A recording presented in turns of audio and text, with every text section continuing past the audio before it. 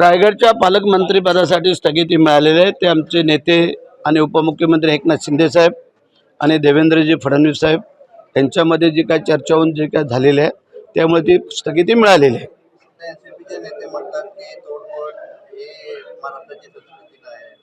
ते बघूया, तोडफोड आहे का तांबा पित्तळ आहे ते नंतर बघू आपण, परंतु ज्या वेळेला काही गोष्टी चांगल्या व्हाव्या घडावे लागतात तेव्हा काय असे प्रकार होतात ना, असं काय नाही आहे। विरोधक म्हणतात की हे मलाईसाठी लढत आहे।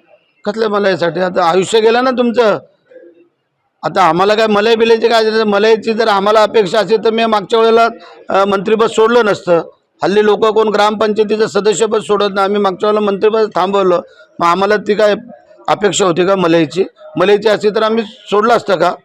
आम्ही दिलदार म्हणून आत्ता पण तरी आम्हाला सांगितलं ना आमच्या नेत्यांनी, सर तुम्ही थांबा, आमची तयारी आहे ना। एवढं काय मोठं नवल आहे की त्याच्यावरचीच आम्ही काय जगतोय का?